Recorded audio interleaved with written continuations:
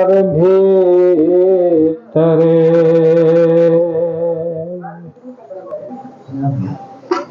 शरीर सरोवर भीतरे अक्षय कमलयनु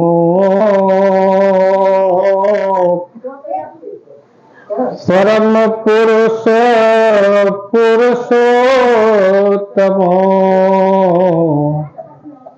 जाके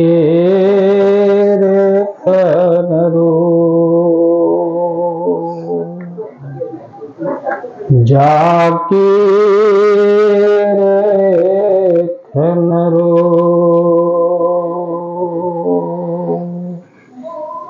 युक्ति भेद सतगुरु दिया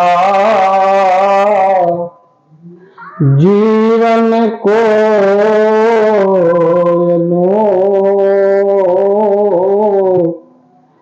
तब प्रभु रूप परखी सके सतगुरु शब्द यनु सतगुरु शब्द यनु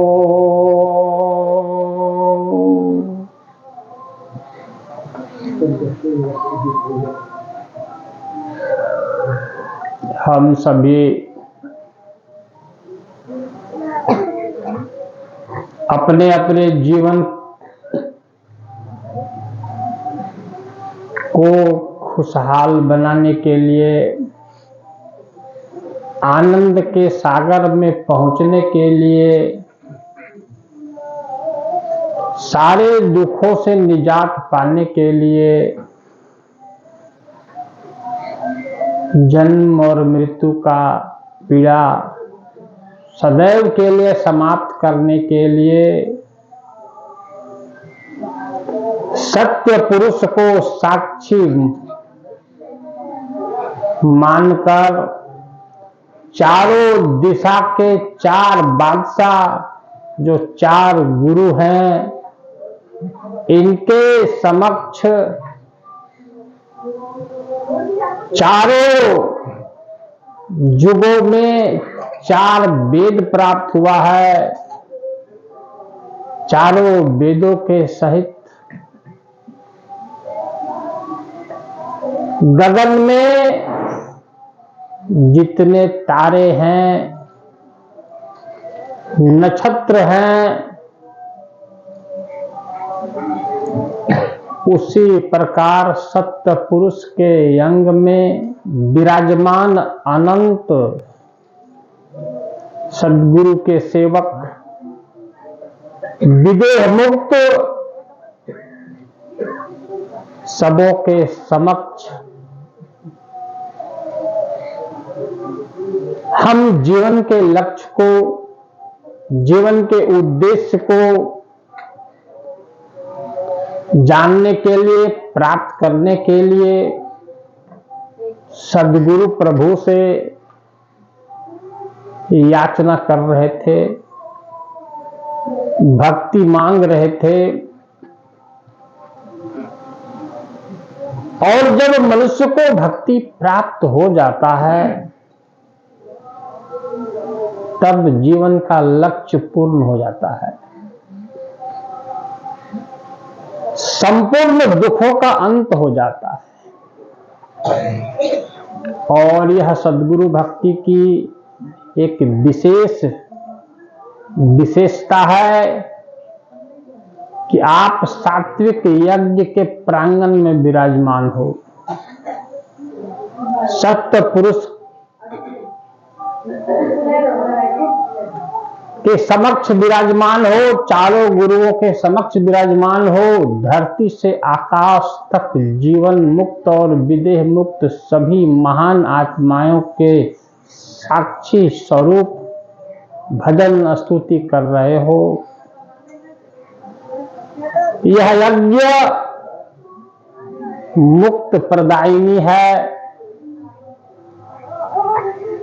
योग युक्त रहस्य प्रदायिनी है, जीवन को अनेक अनेक आयामों में ले जाकर के सुख प्रदायिनी है। मेरे बंधुओं, यह यज्ञ भक्तों के लिए है। आज का दिन भक्तों के लिए है। भक्त अपने सत्पुरुष, अपने सतगुरु जो अखंड रूप में, अचल रूप में, गगन जैसे अखंड है, वो सही ठीक उसी प्रकार सत्पुरुष भी अखंड है, प्रकृति पार। उनको रिझाने का आपने युक्ति पूर्वक कार्य किया। सद्गुरु जब रिझते हैं तो यह यज्ञ की महिमा है। यह सात्विक प्रयोग है जो साक्षी धर्म है।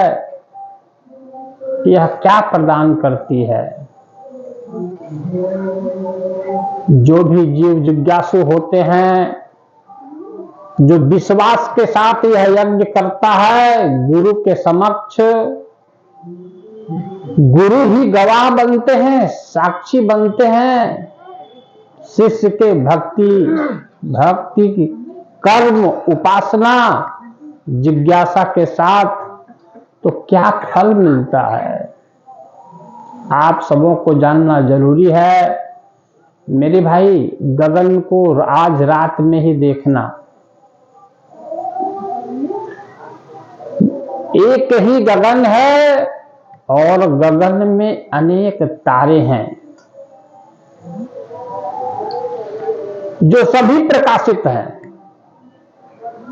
कोई तारा बिना प्रकाश का नहीं है। किसी में थोड़ा कम है, किसी में ज्यादा है, लेकिन इन तारों से अधिक प्रकाश चंद्रदेव में दिखाई देता है और पूरे सौर मंडल से अधिक प्रकाशमान ज्योतियों को ज्योति प्रदाता सूर्य दिखाई देते हैं, जो पूरे संपूर्ण सृष्टि का ज्ञान और प्रगति विकास का एक मुख्य स्रोत है। और ये सभी नक्षत्र मिलकर के, तारामंडल मिलकर के सत्पुरुष रूपी गगन की शोभा को बढ़ाते रहते हैं। कि तारा यदि नहीं हो, सूर्य नहीं हो, चंद्रमा नहीं हो तो रात्रि कितनी भयानक होगी, कभी विचार किए हैं? रात्रि बड़ी भयानक होगी। सुहावना बनाने का काम, मधुर बनाने का काम, सुख प्रदान करने का काम गगन में समस्त तारे, चंद्रमा और सूर्य की रश्मियां कर रही हैं, शोभा बढ़ा रही हैं। मेरा इशारा उस ओर है कि यह यज्ञ करने वाला प्रत्येक प्राणी, प्रत्येक जीवात्मा, प्रत्येक भक्त यदि गुरु को पहचान कर, परख कर उनकी आज्ञा पर जीवन यापन करता है, गुरु व्रत करता है, गुरु उपासना करता है, गुरु पूजा करता है, गुरु भक्ति करता है, उनकी योग युक्ति से अपने जीवन को निर्वाह करता है। तो मेरे बंधुओं, जैसे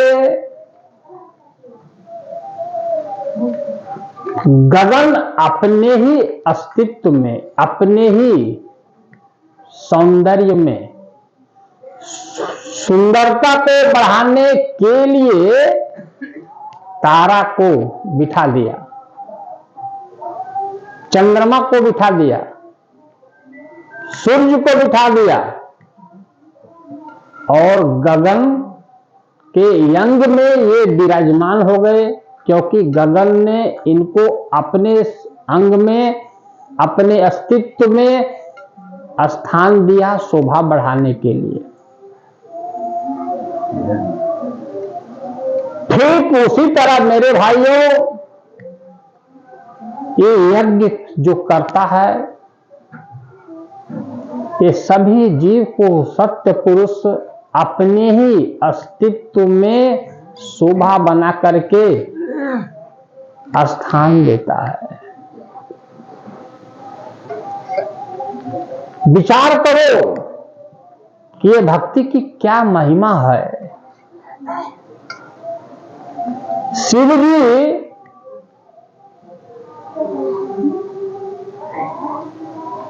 सबके मनों को पढ़ लिए,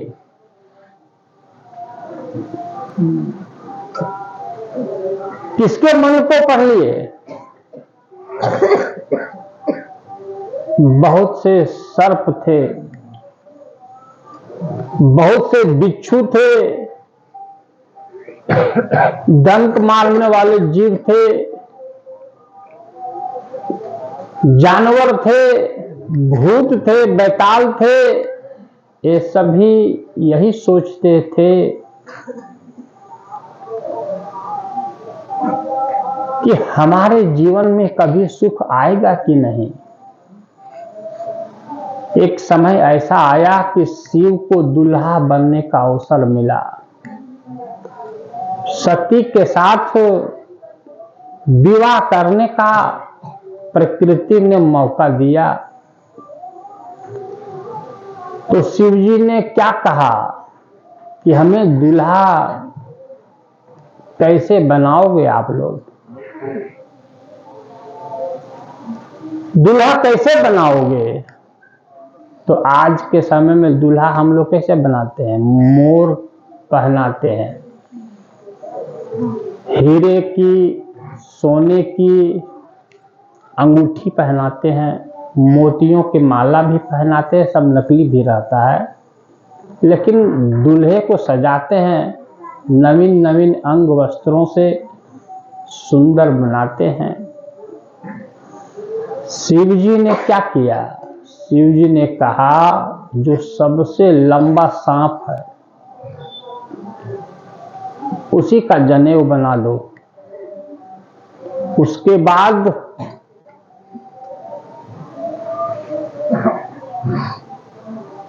उससे, अर्थात सबसे छोटा सांप है उसका अंगूठी बना दो।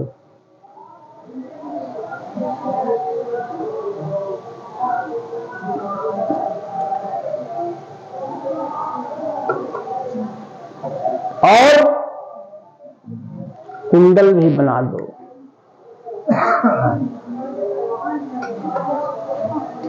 हम क्या कहना चाहते हैं आप लोगों से कि ये सभी अपने आप को कोसने वाले, ये सभी अपने आप को अभागा मानने वाले जीवों को पढ़ लिए शिव जी ने और अपने अंग में स्थान दे दिए, अपने अंग में धारण कर लिए। एक सर्पराज को जो उनका शिखा था, बाल ऊपर उठा करके बांध दिए बीच में और उसके चारों तरफ से घुमा के रख दिए। वो अपना फन को ऐसे उठा करके इतना बढ़िया मुकुट, मोर मुकुट, गले में जनेऊ माला के रूप में धारण किया गया और उसका सुमेरु मतलब सर्पराज जो सबसे लंबा थे 96 चौवा का, वो अपना शीर्ष को फन के रूप में शोभायमान किए हुए हैं। अंगूठी, छोटा छोटा करेत सर्प से अंगूठी बना गया, वो भी अपना मुंडी को उठाए हुए है। तो शिव जी को देखा गया। सती की मां देखती है,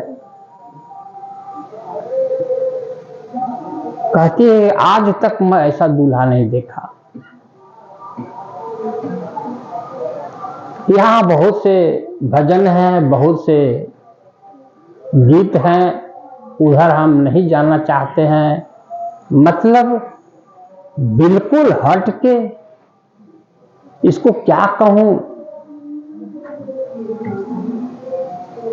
कोसों कि आनंद से फूले न समाऊं। लेकिन विचित्र ये दूल्हा है। ऐसा दूल्हा को मैं कैसे स्वीकार करूं? फूल की जैसी मेरी बिटिया सती। अब मैं इसी बात को यहीं पर रखता हूं। अब यह कहता हूं कि हम सभी जैसे छोटी छोटी प्राणी, विषैले प्राणी, जिनका जीवन तिर्यक होता है, दुखदायी होता है, वैसे लोगों को भी शिव जी ने अपने अंग में स्थान दिया। कुछ तो करनी इन लोगों ने किया हुआ कभी, और इनके पश्चाताप को समाप्त किया, इनको अपने अंग में शोभा बढ़ाने का अवसर दिया और शोभा बढ़ाए भी। जो आज भी शिव जी के अंगों में इनको दिखाया जाता है, इनकी मूर्तियों में दिखाया जाता है, ठीक उसी तरह से मेरे बंधुओं, ये चौका, ये आरती, ये सात्विक यज्ञ, ये गुरु भक्ति करने वाले चाहे जैसा भी प्राणी हो, मनुष्य के रूप में, मनुष्य के शकल में, मनुष्य के आकार में, मनुष्य के सौंदर्य में, उसका जैसा भी व्यवहार हो, जैसा भी आचरण हो, लेकिन ये यज्ञ में यदि उपस्थित है, मन से उपस्थित है, पूरे शरीर से उपस्थित है, अपनी चेतना सूरत से उपस्थित है और सच्चे हृदय से यज्ञ में अपना योगदान दे रहा है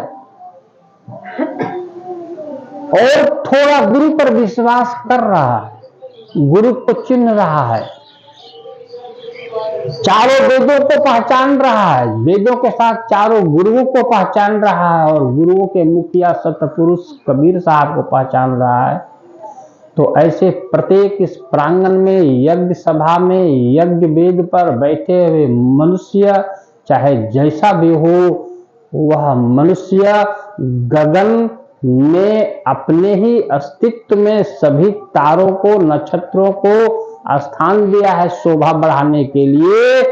ऐसा ही सत्य पुरुष अपने अस्तित्व में सबों को शोभा बढ़ाने के लिए स्थान देता है। विचार करना, इसमें मुझे बहुत ज्यादा नहीं कहना है कि यह यज्ञ की कितनी महिमा है। मैंने अभी अभी कहा मास्टर साहब के बारे में, पुच्छल तारा के जैसा।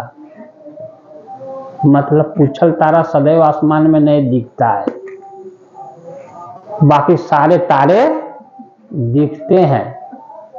वो कभी दिखता है, कभी गायब हो जाता है। तो पुच्छल तारा सदैव क्यों नहीं आसमान की शोभा बढ़ा पाता है? उसके कर्म ही ऐसे हैं। इसीलिए कभी कभी समय मिलता है शोभा बढ़ाने के लिए। तो मेरे बंधुओं, ये यज्ञ की यही महिमा है। ये महिमा बड़ी भारी है, बड़ी निराली है। दुनिया में जितने भी यज्ञ होते हैं सब स्वार्थ के कारण यज्ञ होते हैं। ये होता है आत्म कल्याण के लिए। सारे दुनिया में जो भी यज्ञ होता है देवताओं की पूजा होती है, इसमें सत्य पुरुष और 4 गुरु की पूजा होती है, जो चारों युगों में चारों दिशाओं में अपने अपने समय पर संसार के कल्याण करने के लिए 4 वेद लेकर के प्रकट होते हैं और संसार का कल्याण करते हैं। उनका आने का कारण ही सिर्फ करुणा है। उनका आने का कारण प्रकृति से कोई भोग से जुड़ाव नहीं है, सिर्फ और सिर्फ जन कल्याण के लिए संसार में अनेक पीड़ा सहते हैं, क्योंकि उस तारे से पूछो जो गगन में ही बैठा है, गगन में ही स्थान मिला है और गगन की शोभा बढ़ा रहा है, अपनी प्रकाश को बिखेर रहा है। उस तारे से पूछो कितना खुशी है उस तारे को। गगन ने कितना बड़ा काम किया है तारे के लिए कि अपने ही शरीर में, अपने अस्तित्व में, अपने सौंदर्य में इसको 4 चांद और बढ़ाने के लिए बोल दिया। तो सत्य पुरुष आपको यदि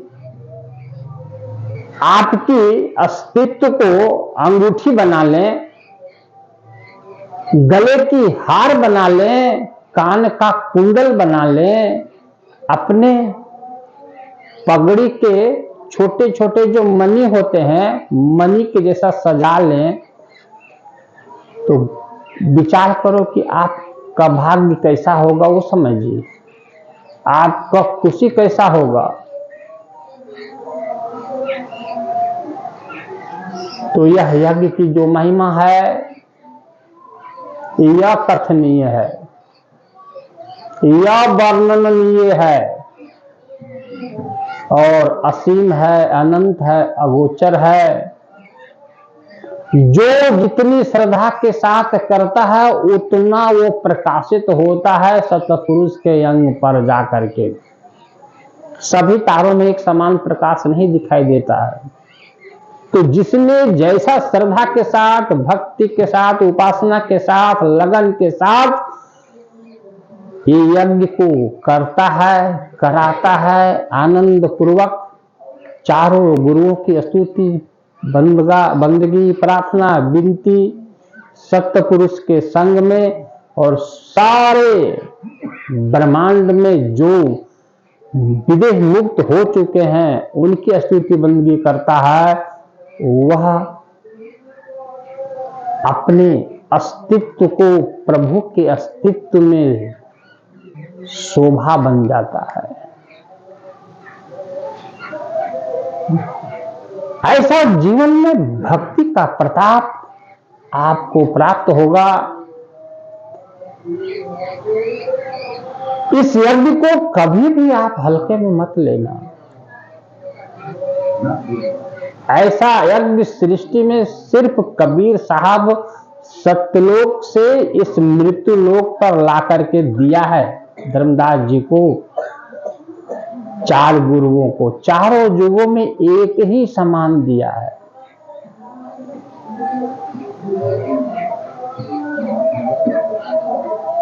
इसमें किसी जीव की कोई योग्यता नहीं है, कोई ऋषि मुनि का ये रचना नहीं है। यह जैसे रचना लोक की सो चौका विस्तार की तो बैठे अंश वंश की पूरा कड़िहाल।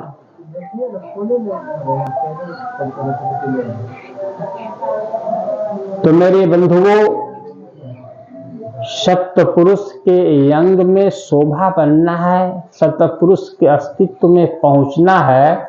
जैसे समुद्र में मछली पहुंच जाती है तो मछली कितना आनंदित रहती है। समुद्र ही क्या है उसके लिए? घर है। समुद्र का जल ही उसके लिए क्या है? आनंद है। समुद्र का जल ही उसके लिए खुशी है। उसी में वो सोती है, उसी में रेंगती है, उसी में उठती है, उसी में बैठती है, उसी में ऊपर मंजिला जाती है पानी पर, उसी में बीच में जाती है, उसी में तलवे में जाती है, विचित्र किलोल करते रहती है। और समुद्र के भीतर मछली को देखिए तो आपको देखने के बाद समुद्र की शोभा भी मछली के कारण दिखता है। वैसे सत्य पुरुष के सौंदर्य में जब आपका भी सौंदर्य तारिक जैसा विराजमान होगा तो अद्भुत छवि देखकर, अद्भुत मनोहारी दृश्य को देखकर जो विज्ञानमय स्वरूप रहता है उससे भाई आप फूले नहीं समाओगे। यही सत्य संदेशा है, यह सात्विक यज्ञ दे रहे हैं। आप सोचते होंगे कि मैं ऐसा जीव, न भक्ति है, न उपासना है, न सेवा है, न सत्संग है, न खान पान सुधार हुआ है, न जीवन, न आहार, न विहार, कुछ नहीं। लेकिन सद्गुरु दया के सागर हैं, कृपा के सागर हैं। संपूर्ण आपके पापों को यह यज्ञ में उपस्थित होने से, यज्ञ पुरुष और सत्य पुरुष की स्तुति बंदगी करने से, प्रार्थना करने से और गुरु भक्ति करने का आज संकल्प लेने से सतगुरु आपके अवगुणों को नहीं देखते हैं। आपका शरीर जैसे समाप्त होता है, आपकी आत्मा को परमात्मा अपने में धारण करके और सदा सदा के लिए आपको आनंद में विचरण करने का अवसर दे देता है।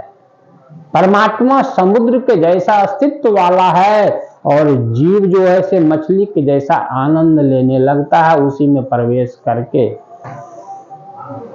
तो मेरे बंधुओं, ये यज्ञ की महिमा है। आप लोगों को जिसे विश्वास हुआ, जिसे समझ में आया, जिसको सचमुच में लगा कि ये सही बात है, तो नाता जोड़ लो कबीर साहब से अटूट, नाता जोड़ लो कबीर साहब से अटूट। सारा दुखड़ा जाएगा इसी जन्म में टूट, सारा दुखड़ा जाएगा इसी जन्म में टूट। मानव तन में जन्म लिया, मानव तन में जन्म लिया, साला दुसाला महल बनाया, रंग बिरंगे कपड़े पहना और लग्जरियस कार खरीदा, लेकिन सतगुरु भक्ति से वंचित रह गया तो जीवन के लक्ष्य आपके कभी भी पूर्ण नहीं हो सकते हैं, कभी पूर्ण हो सकते नहीं हैं। गरीबी में जीवन बीत गया, ठोकरें भी खाया संसार का, लेकिन जब सतगुरु भक्ति आप कर लिए तो मेरे बंधुओं ये संसार का मुख आपको देखना नहीं पड़ेगा। ये सृष्टि में आपको आना नहीं पड़ेगा। इतना फलदायिनी ये सतपुरुष कबीर साहब का यज्ञ है। इसमें आप देख रहे हैं कि कुछ भी बनावटी चीजें हैं। जैसे दीपक अपने प्रकाश को बिखेर रहा है, प्रकाशमान है, इस दीपक को किसी दूसरे के प्रकाश की आवश्यकता नहीं है। ऐसा आत्मनिर्भर आप भी प्रकाशमान होकर के परमात्मा के सौंदर्य में आप विराजमान हो जाओगे। ये सारे हंसों का प्रतीक है, जो प्रकाशमान हंस है। सदगुरु कहते हैं जहां तहां हंसा नजर पड़े। जैसे समुद्र में बड़े बड़े जलाशयों में मछली जहां तहां दिखाई देती हैं नाचते हुए खेलते हुए, वैसे जीव परमात्मा में पहुंचता है तो जहां तहां हंसा नजर पड़े दिखाई देते हैं सत्य पुरुष के अस्तित्व में। ये यज्ञ का फल है, ये यज्ञ का शोभा है, ये यज्ञ की महिमा है। इसलिए मैं दोबारा कह रहा हूं, जिसको विश्वास है, जिसको समझ में आ गया है, जो परख लिए हैं, वो गुरु से जुड़ जाइए, सदगुरु कबीर से जुड़ जाइए, साहिब से जुड़ जाइए। आपके सारे बंधन को मिटा देगा, सारे बंधन को मिटा देगा, सारे कर्मों को समाप्त कर देगा और इसी जीवन में समाप्त कर देगा और अपने अस्तित्व से वो साहेब आपको मिला लेगा। बूंद को जैसे समुद्र अपने में मिला लेता है, उस तरह से आपको सत्पुरुष अपने में मिला लेगा। इसी रिश्ता बनाने की युक्ति को नाम दान कहते हैं, गुरु शिष्य का संबंध कहते हैं। इसी रिश्ता को बनाने का युक्ति को भक्ति भी कहते हैं, उपासना भी कहते हैं, गुरु शिष्य का संबंध भी कहते हैं। ये सदगुरु कबीर साहब की ओर से बताया गया है, ये सदगुरु कबीर साहब की ओर से ये धरती पर प्रकट किया गया है। हम जो भी आपको ज्ञान दे रहे हैं, शिक्षा दे रहे हैं, इसमें मेरी कुछ नहीं है, सब कुछ सतपुरुष कबीर साहब का है। उसने मुझे ज्ञान दिया है, उन्होंने मुझे नवाजा है, उन्होंने मुझे अपने स्वरूप को मेरे अस्तित्व में उतार दिया है। तब हमको आदेश मिला है कि आप लोगों को होश में लाओ, आप लोगों की बेहोशी को तोड़ूं, आप लोगों के अंदर श्रद्धा, सेवा, भक्ति सिखाऊं, आप लोगों को मानवता की शिखर पर पहुंचने का रास्ता बताऊं। ये काम सदगुरु करते हैं। संदेशा मेरे द्वारा बोला जा रहा है, लेकिन आपकी जिज्ञासा को पूर्ण मेरे साहेब करेंगे। इसलिए आप लोग साहेब से जुड़ना, साहेब की स्तुति बंदगी प्रार्थना करना। इस सृष्टि में किसी में सामर्थ्य नहीं है जीव को बंधन से निकालना, प्रकृति से निकालना, किसी में सामर्थ्य नहीं है। सदगुरु ही सिर्फ समर्थ पुरुष है। इसलिए नाता जोड़ना है सदगुरु से। तरीका उन्हीं से सीख करके, उन्हीं के आदेश के द्वारा हम लोग बताते हैं। तो आप लोग अपने अपने शरीर में सब लोग हो। ये शरीर को काजल की कोठड़ी भी कहते हैं, ये शरीर को जेल भी कहते हैं, ये शरीर को जंजीर भी कहते हैं, ये शरीर को काल का घर भी कहते हैं। इस शरीर को धारण करने वाला यदि भक्ति नहीं करता है तो कभी भी वो मोक्ष नहीं जा सकता, 84 लाख योनिया में ही जाता रहेगा। इसलिए इसी शरीर से भक्ति करो और इसी शरीर से निकलो।